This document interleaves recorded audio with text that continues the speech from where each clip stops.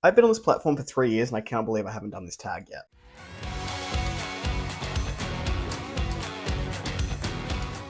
Hello everyone, welcome and welcome back to a Fictional Escapist. My name is Chris, and today we're going to be doing the 25 questions tag. I've not done this one before. This is not a book tag in particular. It's more about getting to know the person, and I thought that I've been here for long enough. I've got, a few people who turn up most weeks to most videos, a handful, that maybe you want to know more about me, maybe you don't care, and if you don't, that's fine, skip this video. But this one is more, I guess, designed to learn a little bit more about me as a person rather than me as a reader. I recently watched this one over at Reading Riley, which is a fantastic channel, quite new to me. Personally, I picked it up at the beginning of this year, but I'm having a great time, excellent content, so I'll put her video down below if you want to go ahead and check her out. But yeah, let's jump into the 25 questions tag. I think question 25, or like prompt 25, is to go ahead and tag people, which I'm not going to do. This tag has been around for ages, but I thought it might be nice to get to know me a little bit. So I guess let's jump in. If you are interested, all the links to my socials and Discord and whatever, they're down in the description box. Click it if you want to. Totally up to you. It's fine. Let's jump into the questions. So question number one is, what is your channel about? So my channel is about books. I'm here for the bookish community, and specifically I do try to focus on indie and self-published books, but TradPub has its place, and I also enjoy TradPub. You'll see on my shelves I have a good mix of both. This shelf here, mainly indie at this stage. The three shelves we got here are all self-pub, and then down the bottom is more trad, and then this shelf over here, you got Wheel of Time, Realm of the Elderlings, Sanderson, Game of Thrones, so very trad pub-esque on this shelf. I do need to get one for this middle section here. There is a little one that you can't see. I went the wrong way. There's a little one there that you can see, and that is like classics and historical fiction and horror, but it needs to be expanded. Anyway, in answer to that question, that was already a tangent on question one. It's about books. Books and book things. Question number two, how old am I? I'm 33, turning 34 this year, and I definitely feel like I'm hitting my mid-30s. I get excited about new kitchen appliances nowadays. I go to bed at like 9 o'clock because I just cannot stay up late. Mind you, that's been a thing for my whole life. And I feel like I'm way older than 33 or 34, depending on when you watch this video, but that is how old I am. Question number three is, what is your relationship status? I am marriaged to a wonderful woman named Rachel, who I love very, very much. This will be our 4th year wedding anniversary, and we've been together for 7 years this year, but I heart her very much. 4, did you go to college / what is your occupation? I did go to college. I do not use the degree that I have, but I have a double degree. So I have a bachelor in marketing and business, and I also have a bachelor in Asian studies and international politics. Do I use either of them? I do not. But I guess the marketing one does come into many aspects of my life. My occupation, I am in people management. I am a supervisor of a group of agents that look after international freight in the customs division. So what my team do is they look at manifests from planes for shipments that are coming into the country, and we make sure they are coded against the government regulations and make sure they are safe to come into the country. But I'm basically just a glorified office monkey, but I have a team of about 26 people at the moment, and yeah, I really enjoy it. I love people management, and I love the challenges that come with it. And also, there's some funky stuff that comes through customs, no matter what country it's going into. Question number 5, where are you from / where do you live? I am from Australia, in Brisbane. I was born and raised there, and very recently we moved across the other side of the country to Perth, which we now live in Perth, WA. 6, looking back, what would you have told your 10-year-old self? Now, I have gone through many parts of the LGBTQIA+ acronym throughout my life. Now I am a bisexual transgender dude, so I had a very complicated childhood, and what I thought and what didn't fit. What I would tell my 10-year-old self is to not be so afraid of leaning into those things that make you different. Not that I regret transitioning in my mid-20s and having those experiences, because I think it makes me a better man nowadays to have grown up as a woman. But I think I would have just told myself that lean into some of those quirks and some of those questions that you had, because maybe it would have happened sooner. That's pretty much it. That's all I've got for my 10-year-old self. I didn't have a terrible childhood at all. It just there was some confusion there. Number seven, tell us about your family. So I am a unit of four. I have mum, dad, and my little sister who is 5 years younger. She is a firecracker. We are very different personalities. We're both Virgos. So my sister is a September Virgo, and I am an August Virgo. And those differences, if you follow any sort of astrology, if you don't believe in it, that's fine. But if you look at the differences between the two, it's pretty much bang on. Mum and dad had me, I was a whoopsie when they were very young, so dad was still a teenager at the time, and they did their best, and I just respect them immensely for the life that they gave my sister and myself. I, until recently, had two sets of grandparents. So we had some that passed away quite recently, the last couple of years, but my grandparents on my dad's side are still around, and they are a big Italian Catholic family with many siblings and many cousins and things like that. So yeah, that's my family. On my mum's side, I have two aunts and then a bunch of cousins, and then they're having children as well. So there's little people. Rachel's family is a smaller unit, so they immigrated from England to here, and I have a wonderful niece and a couple of nephews on her side with her brother and her brother's wife. And yeah, that's that's the family. What is your favorite holiday? I don't know if I have a favorite holiday. I work all of them. Like I work most public holidays. I think, well, okay, it's not a holiday, and this is cringy. So sorry for the non-romantics out there. My favorite day of the year and my favorite time of the year is around the wedding anniversary. So that is the 23rd of July. I doesn't matter how impoverished we are. I refuse to not do anything and not celebrate that. I come from a not great relationship, and I got into this relationship with this wonderful woman who loves me, and so my favorite holiday is our wedding anniversary. Even though it's not a holiday that anyone else celebrates, it's a time of remembrance of such a thing of beauty for me. I'm getting choked up. I don't know. I'll never not celebrate it. So that is my favorite holiday. With no budget, what would be your dream vacation? That is question number nine. I do not have a travel bug at all. I like exploring Australia and like my homeland, but if I'm going to travel, I want to travel to see people, to see connections that I have. I'm more of a person than a I want to go and see certain things because I have Google Images. I know it's different in person. I get that, but I just don't have a travel bug. I think my dream vacation would be something like hiring a van for a couple of months and driving around Australia with my wife and my dog and just going to see these little parts of the country that are either super remote or quite unknown. Go and see some of that landscape. We drove from one side of the coast, so we drove from Brisbane to Perth, and that was so cool. I would love to do that and take more time to explore some of the land that we have here. Number 10. I did not read these before I did the tag. Number 10, name your biggest pet peeve. People who start conversations with by the way. By the way, fucking what? We haven't had a conversation up until this point. What are we by the waying? It irks me so much, and I have someone in my team that does it, and we're too like late into that relationship for me to be like, hey, by the way, that really bugs me. My boss knows, and now he does it on purpose, but it oh man, it irks me so much. Number 11, what book changed your life? And I'm going to cheat on this one. There is no one book that changed my life.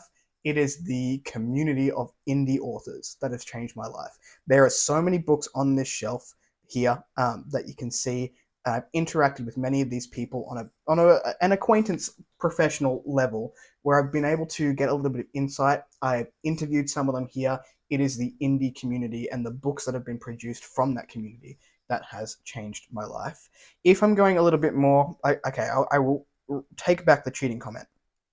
If I'm going back a little bit more on like a core values level and a book that changed my life that way, it'd be Brave by Rose McGowan. This is a book where she was hunted essentially for putting her take on the not her take her experiences about Harvey Weinstein and being a woman who was brave enough to speak out. It completely changed the way that I act around women, and that is from coming from a person who also has had experiences in my younger life which were not consensual.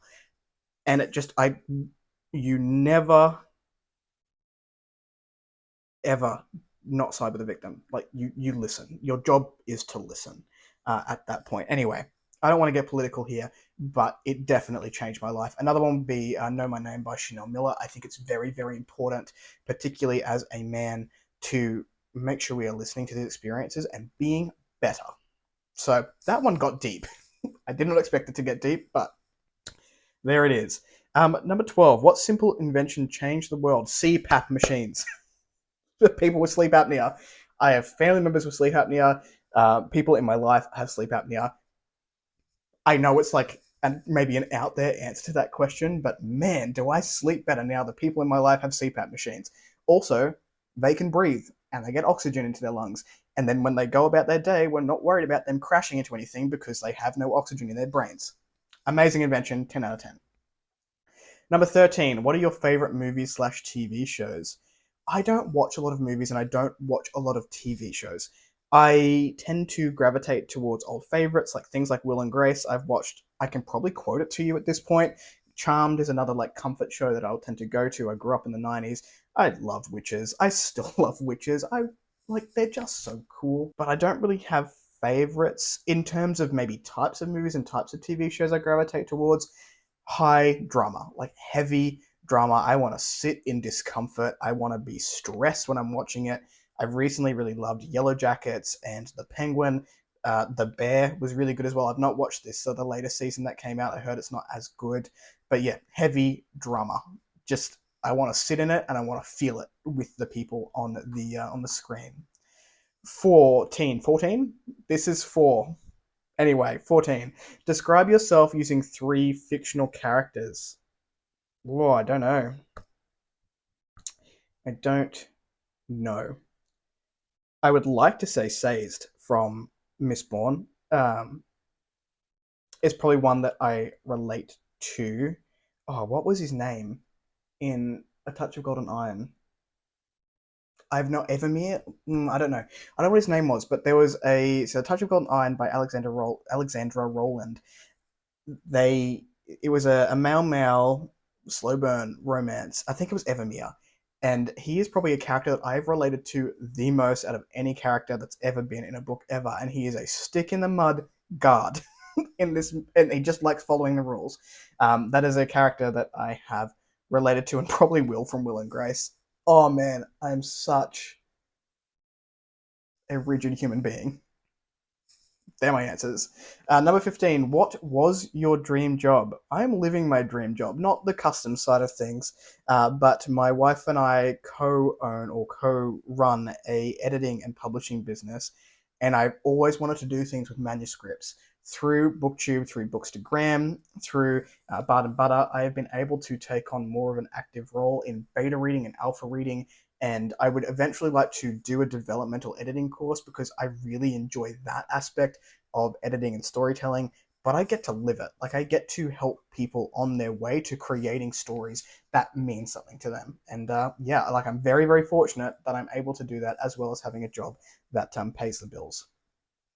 Number 16, if magic were real, what spell would you learn first?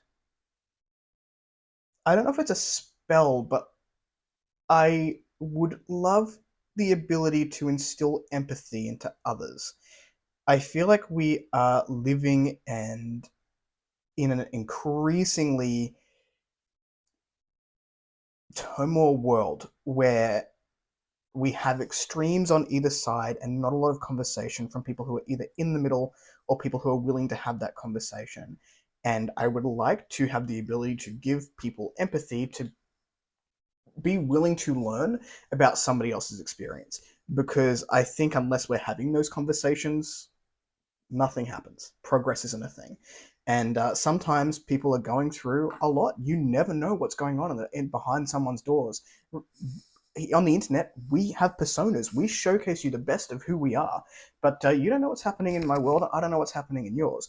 And I think that ability to maybe give someone who is on an extreme on either side the ability to empathize and have that conversation. Would we need war anymore? I don't know. That would be what I would do. 17. Share a favorite childhood memory. Wow. I had a I had an alright childhood. Like, there's a lot of good memories in there. Um, okay. I played basketball, not well, for many years, and I would have started when I was just in high school. So it would have been 12 or 13 when I was starting it. And our dog at the time, Flash, bless his soul, very gentle creature, was a working dog. And there was one day where my dad dropped me off to practice at basketball, and Flash jumped out of the car and he went straight for the basketball courts on the inside of this like huge PCYC building. And because he was a working dog, he just started to herd children on a basketball court. And my dad had to like park the car because he wasn't parked and like try and get him. But this dog was just like running laps around the basketball court. And that was fun. That was very funny. One of my favorite things that has ever happened in owning an animal. So that was fun. What is your favorite social media platform and why? God, none of them. They're all awful. Maybe YouTube. You know, I feel like YouTube is probably the least problematic, and I don't know of any problematic like background and producers and creators. I don't know, and maybe I choose to remain ignorant of that, but probably YouTube. Number 19. If I could pick one fiction character to spend the day with, who would it be? I don't know. I read a lot of Grimdark, and I don't know if I want to spend any time with any of them. I think maybe my favorite character of all time would be like Iskara Halcyon from The War Eternal, which are these white books that you can see there. And I would like to spend a day with her in the later books when she has grown up a little bit, but also she gets into some very bad situations. And I don't know that I love that for me in a day. There are some like cozy people that I'd like to spend a day with, but then I'm not a cozy person, so I don't know if I'd stay there all day. I don't know, that's a tough one. I've been trying to think of things that I've read recently that I've enjoyed. Oh, the whoever the chef was in the Nameless Restaurant by Tao Wong. I'd love to spend a day in that restaurant. Or Sister Samurai from Tatiana Obi. That'd be fun for a day. There are a lot. I read a lot. There are lots of people I'd like to spend some time with. Many characters that I would not like to spend time with at all. What is my spirit animal? I'm a dog. I like. I I love dogs. If I get reincarnated, if that's a thing, I would like to come back as a dog. I'm essentially just a lazy puppy in real life. Is that a weird thing to say on the internet? Someone's going to clip that. No, they won't. No one cares. What? Oh. Question 21. Question 21. What old person thing do you do? Literally everything I do is an old person thing to do. I like to drink tea before I go to bed. I get excited when a new kitchen appliance is needed. I think I touched on that already. I like cozy blankets. I prefer reading and staying indoors to literally anything. Actually, no, that's a lie. I do like going outside, but by myself, in my own time, and doing what I want to do by myself. I don't like pick something. Anything, any aspect of my life is an old person thing that I do. Number 22, what is my hidden talent? I don't think I have a hidden talent. I don't think so. I'm not I'm not talented.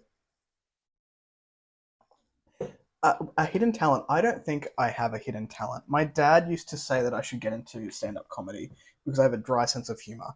And I don't know if that was just him being nice or whether I legitimately would have had any sort of career down that track. It's not something that I'm super interested in, but I do like making people laugh. I think my hidden talent would be an ability to almost feel someone's emotion like on that empathetic level. So people are called empaths, and I would say that I'm sort of on that scale or spectrum where if someone is feeling something quite strongly, I tend to be able to feel it too off that person, and it can be a help and a hindrance. So oftentimes, particularly people I'm close to, and it gets stronger the more that I get to know somebody, is I can often pick up on emotions or what someone wants to say or what someone is feeling before they can voice it for themselves. And that I've had to learn that I just need to let people feel what they're feeling and voice it for themselves rather than going in and saying like, "Hey, I'm I." know that you're feeling angry, particularly about this thing that's happened. Do you want to talk about it, or here offering some solutions for that and just letting them sit in their emotions rather than trying to fix it for them? Because I do like to fix things as well. So I don't know if it's a hidden talent. I think it's just something who happens to people that have a more empathetic response to other human beings. Question 23, where do you see yourself in the next 5 years? I would like to see myself traveling, and I know that I mentioned before that a I don't have a travel bug, and I don't. But what I do have is some friendships that I very much appreciate that have come from either this community or Bookstagram. I've moved across the country where a lot of our friendship base isn't here. So I think, my wife and I, we don't want children. It's not something that we ever sort of, well, not something that we foresee in our future, not something that we're going to actively work towards. I'm trans, so it's very hard for, that to happen without a lot of intent behind it. I just see myself being very comfortable with my life and that being open up to going and exploring other countries with other people who I've made connections with. And also, I'd like to see Bard and Butter off the ground, having a string of clients where we can live relatively comfortably with just sort of my income, because I like working. I don't think I'll ever not work. And Rachel being the one to sort of run that. I would like to see that get off the ground. Ideally, probably more of a 10-year plan would be to open a small indie publishing house or literary agency or something along those lines. Excuse me, is what we're working towards. So yeah, I in the next 5 years, I see myself being able to go and meet people and have more in-person connections worldwide would be great, and also to work towards our goal of that little literary agency or publishing house or whatever that looks like in the next 5 years. Now, the question 24 I wasn't prepared for. It says to share an item and tell of its significance. So I'm going to pause and go find that item. I'm just going to pick something from my house and then I'm going to tell you about it. Well, it didn't take long. So I'm just going to keep that in there. So my grandfather loved poetry, and I wouldn't say he's like the biggest influence on me, but he certainly holds a place in my heart as someone who learnt to respect me in all stages of my life. He was a very strong-willed man. Sometimes he wasn't the kindest, but he loved hard. But he loved poetry. And he wrote and produced, you can't buy this, he just did it for himself and the family, is a little collection of poems. And there are some real gems in here just about his life. And it is very, very special to me. And when I transitioned, he went and had another copy made to put in my name, which, yeah, it just says, I hope some of my memories will give you some pleasure in a full and happy life. Love, Grandpa. And he did that before he passed away, which wasn't long after my medical transition. So that means a lot to me. Damn. And then question 25 is to tag some people, which I'm not going to tag. So that was a 24 question tag, technically, not 25. But that's a little bit more about me, if you ever wanted to know. Was there anything that surprised you? Let me know in the comments down below. If you like the content, give one of those. If you want to see more of it, click subscribe at your will. And I'll catch you in the next video. Ciao.